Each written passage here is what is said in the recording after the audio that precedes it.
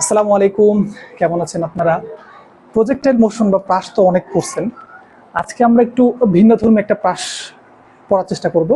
আমাদের টিপিক্যাল বইয়ের মধ্যে যতগুলো টাইপ থাকে তার থেকে একটু ভিন্ন ধরনের। বাট এইসব জিনিসগুলো যেহেতু আপনি আগে থেকে জানেন, তো এগুলো পড়তে আহামরি অনেক বেশি কষ্ট হবে না। কি পড়বো আমরা? আমরা কোনো একটা হেলানো তলে প্রাস পড়বো। টপিকের নাম হচ্ছে হেলানো তলে প্রাস। হেলানো তলে প্রাস। এখন এটার আমি একটা টাইপ করাই দেবো, আর আরেকটা আপনাদের জন্য এসডাব্লিউ থাকবে। ঠিক আছে? তো আমরা দেখি একটা ইনক্লাইন তল। এই হচ্ছে আমাদের একটা ইনক্লাইন তল, যার অ্যাঙ্গেলটা হচ্ছে আমার দেওয়া আছে থেটা। এখন আমি চাচ্ছি কি, যে উপর থেকে কোনো একটা বলকে এইভাবে ভি ভেলোসিটিতে নিক্ষেপ করতে। আপনারা সবাই জানেন, আমি যদি কোনো একটা অ্যাঙ্গেল করে ভি ভেলোসিটিকে এটাকে নিক্ষেপ করি, তাহলে এটার মোশনটা আসলে হবে কীরকম? এটা এইভাবে করে এসে কোথাও একটা জায়গায় পড়বে। এটাকে তো আমরা প্রজেক্টাইল মোশন বা প্রাস বলে থাকি, রাইট? এখন আমি কত অ্যাঙ্গেলে নিক্ষেপ করতেছি? আমি ধরে নিলাম যে এটা হচ্ছে আমাদের আলফা অ্যাঙ্গেল আছে। আলফা অ্যাঙ্গেলে জিনিসটাকে আমি নিক্ষেপ করেছি। আলফা অ্যাঙ্গেলে যখন নিক্ষেপ করতেছি, এই বেগের দুটো উপাংশ আছে না? দুটো উপাংশে ভাগ করে ফেলি। একটা আমি পাবো এই বরাবর ভি কজ আলফা, আর আরেকটা পাবো আমাদের উলম্ব বরাবর ভি সাইন আলফা। যেহেতু প্রাস একটা 2 ডাইমেনশনাল একটা বেগ, তো এটা হচ্ছে আমাদের দুটা বেগ থাকবে, একটা হচ্ছে এই ভি কজ আলফা আর একটা হচ্ছে V sine alpha.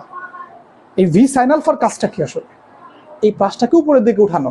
V cause আলফার কাজটা কি? প্রাসটাকে সামনের দিকে নিয়ে যাওয়া। এখন আমি যখন বেগটাকে দুটো পার্টে ভাগ করে ফেলছি, তো এখন তো আমার দরকার নাই বেগ ভিকে নিয়ে চিন্তা করার। এখন আমি চিন্তা করবো ভি কজ আলফা নিয়ে এবং ভি সাইন আলফা নিয়ে। এবং আমরা এই যে এই প্রাস থেকে আমরা কি কি জিনিস বের করব সেটা আপনাদের জানা আছে। আমরা টিপিক্যাল প্রাসগুলো থেকে কি কি বের করি? একটা হচ্ছে রেঞ্জ বের করি, রেঞ্জ। রেঞ্জ কত হবে সেটা বের করি। এরপর আমরা আর কি বের করি?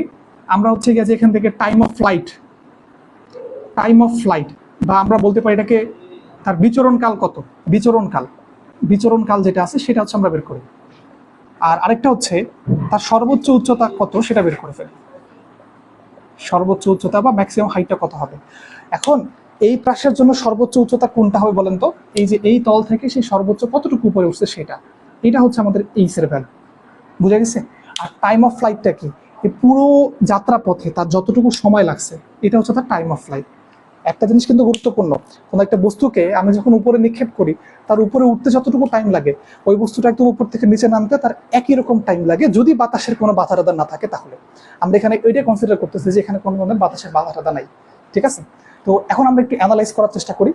আচ্ছা, টাইম অফ ফ্লাইটও বুঝলাম, রেঞ্জটা তাহলে কি হবে? রেঞ্জ হচ্ছে আমি যেখান থেকে নিক্ষেপ করছি, যেই তল থেকে, সেই তলে আবার ফিরে আসার সময় সে আনুভূমিক বরাবর যতটুকু দূরত্ব অতিক্রম করে। তার মানে আমার এটা যদি এ বিন্দু হয় আর এটা যদি আমাদের বি বিন্দু হয়, রেঞ্জ কিন্তু আমার হচ্ছে এ বি। বুঝা গেছে কিনা? এখন আমরা একটা একটা করে সবগুলো বের করবো। সবার আগে আমরা টাইম অফ ফ্লাইট কত সেটা আমরা একটু বের করে ফেলি। টাইম অফ ফ্লাইটটাকে খেয়াল করি যে এইটা হচ্ছে তার সর্বোচ্চ বিন্দু। আমরা জানি একটা প্রাসের ক্ষেত্রে সর্বোচ্চ পয়েন্টে তার এই যে উলম্ব বেগ ভি সাইন আলফার মানটা কিন্তু জিরো হয়ে যাবে। কেন জিরো হয়ে যাবে? কেন জিরো হয়ে যাবে? কমন সেন্সের বিষয়। ভি সাইন আলফা যদি জিরো না হতো, সে তার উপরের দিকে উঠতো। কারণ এই যে ভি সাইন আলফার কাজটা হচ্ছে প্রাসটাকে উপরে ওঠা, আর ভি কজ আলফার কাজটা হচ্ছে প্রাসটাকে এইদিকে নিয়ে যাওয়া। তো সর্বোচ্চ যে পয়েন্ট আছে, সেই সর্বোচ্চ পয়েন্টে ভি সাইন আলফা যদি জিরো না হতো, সে তার উপরের দিকে উঠতো। উপরের দিকে তো উঠে নাই, রাইট? ওকে, তাহলে এই পয়েন্টে আমরা বলতে পারি যে তার শেষ বেগ কোন বরাবর? এই অক্ষ বরাবর তার শেষ বেগের মানটা কিন্তু হচ্ছে জিরো। আরেকটা কিন্তু গুরুত্বপূর্ণ বিষয় নর্মাল প্রাস এবং এই প্রাসের মধ্যে, সেটা কি? যে এখানে তোমাদের একটা বস্তু আছে, রাইট? এখন এই বস্তুটা, যে বলটাকে আমি নিক্ষেপ, ধরলাম যে বলটাকে আমি নিক্ষেপ করছি, সেই বলের তো একটা ত্বরণ আছে, ওজন আছে। মানে সেই বলটাকে তো পৃথিবী তাকে আকর্ষণ করবে, রাইট? কি বলে আকর্ষণ করে? আমরা জানি জি, জি বলে তাকে আকর্ষণ করে। এখন এই জিওরও কিন্তু এখানে দুটা পার্টে ভাগ হয়ে যায়। নর্মালি যখন একটা প্রাস ছিল, তখন কিন্তু তার আনুভূমিক বেগ বরাবর কোনো ধরনের ত্বরণ ছিল না, মানে কোনো জি ছিল না। জি না থাকলে আনুভূমিক বরাবর সে হচ্ছে সমবেগে চলবে। বাট এই ক্ষেত্রে কিন্তু তার জিটা এখানে কাজ করবে। কিভাবে? জি এর আমরা দুটো উপাংশে ভাগ করে ফেলতে পারি। এটা যদি আমাদের থেটা হয়ে থাকে, এটাকে আমরা বলতে পারবো 90 মাইনাস হচ্ছে থেটা। এটা 90 মাইনাস থেটা হইলে তাহলে এইটা হচ্ছে আমাদের থেটা হবে। কারণ কি? এই টোটাল কোণটা যেহেতু আমাদের 90 ডিগ্রি। তাহলে জি এর একটা উপাংশ এই দিক বরাবর পাচ্ছি জি কস থেটা, আর আরেকটা এই বরাবর আমরা পাচ্ছি জি সাইন থেটা। এখন আমি যদি মনে মনে এই বরাবর যে অক্ষটা, সেটাকে আমি এক্স অক্ষ ভাবি, আর এই বরাবর অক্ষটাকে ওয়াই অক্ষ ভাবি, তাহলে এবার আমরা অ্যানালাইজ করা স্টার্ট করে ফেলি। ওয়াই অক্ষ বরাবর তার শেষ বেগটা, আমি টাইম অফ ফ্লাইট বের করতেছি সবার আগে। তাহলে ওয়াই অক্ষ বরাবর তার শেষ বেগের মান হচ্ছে zero. V Y equals to হচ্ছে আমাদের 0। এখন আমরা ফর্মুলা জানি যে ভি ইকুয়ালস টু লেখা যায় ইউ প্লাস হচ্ছে এটি। এই ফর্মুলাটা কিন্তু একটা এক্সিসের জন্য প্রযোজ্য। তো ওয়াই অ্যাক্সিসের জন্য যখন আমি ফর্মুলাটা ফালাবো তখন ওয়াই অ্যাক্সিসের জন্য সবকিছু ফালাইতে হবে, সব বেগ টেক সবকিছু নিতে হবে। ওয়াই অ্যাক্সিস বরাবর ভি ওয়াই বা শেষ বেগের মান হচ্ছে 0। ওয়াই অ্যাক্সিস বরাবর আদি বেগ কত? ভি সাইন আলফা, এটা কিন্তু আদি বেগ ভি সাইন আলফা। সো আমি এটাকে লিখতে পারি ভি সাইন আলফা। ওয়াই অক্ষ বরাবর অর্থাৎ এই অক্ষ বরাবর ত্বরণ কে কাজ করতেছে? জি কস থিটা কাজ করতেছে, তো বিপরীতে। এখন ভি এর ডাইরেকশন হচ্ছে উপরে আর জি এর ডাইরেকশন হচ্ছে নিচে, তাহলে একটা অপরটার অপোজিট বলে সাইন এখানে কিন্তু নেগেটিভ আসবে। তাহলে এটা আমি লিখতে পারবো জি কস থিটা, ত্বরণ বলতে এখানে জি কস থিটা ইনটু হচ্ছে আমাদের টি। এক্ষেত্রে আমি এখানে টি এর ভ্যালু পেয়ে যাবো না, টি সমান লেখা যাবে কত? V sine alpha divided by হচ্ছে জি কস থিটা। আচ্ছা, এটা আমাদের কিসের টাইম? এটা কিন্তু আমাদের সর্বোচ্চ উচ্চতায় উঠার টাইম। এটা হচ্ছে উঠার টাইম, এটা হচ্ছে আমাদের উঠার টাইম বা উঠার সময়। নামার সময় তো সেমই হবে, তাহলে আমাদের টোটাল টাইম অফ ফ্লাইট বা বিচরণকাল কি হবে? এসটাকে দ্বিগুণ করে দিলে হয়ে যাবে না? উঠার টাইম টি, নামার টাইম টি, তাহলে টোটাল বিচরণকাল কত হবে? 2t হবে। তাই আমি বলতে পারবো যে বিচরণকাল বা time of flight T equals to লেখা যাবে 2v sine alpha divided by হচ্ছে জি কস থিটা। বুঝে গেছে? আমাদের একটা টপিক কিন্তু হয়ে গেল। বিচরণকাল কিভাবে বের করা হবে সেটা কিন্তু আমরা জেনে ফেললাম। এখন আমি করব কি, এই জিনিসটা একটু হচ্ছে এক সাইডে লিখে রাখবো, বিচরণকালের ফর্মুলাটা। সো আমাদের এখানে টি সমান সমান আমরা পাচ্ছি 2v sine alpha divided by হচ্ছে জি কস থিটা। হয়ে গেল একটা। এরপরে আমরা চলে আসি, আমরা সর্বোচ্চ উচ্চতা কত সেটা আমরা বের করব।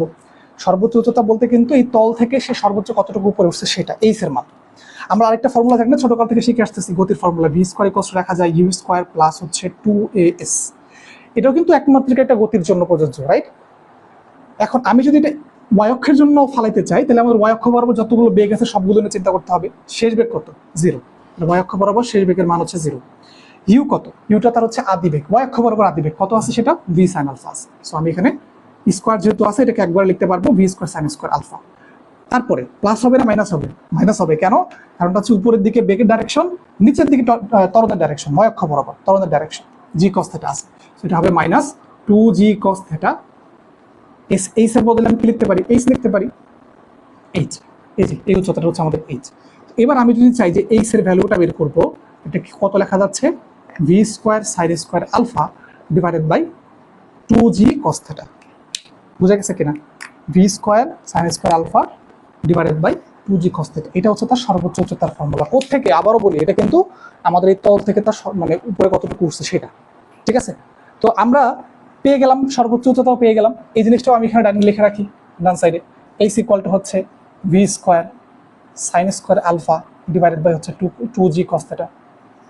এটা আমাদের হয়ে গেল। এরপরে আমাদের বের করতে হবে রেঞ্জের মানটা কত।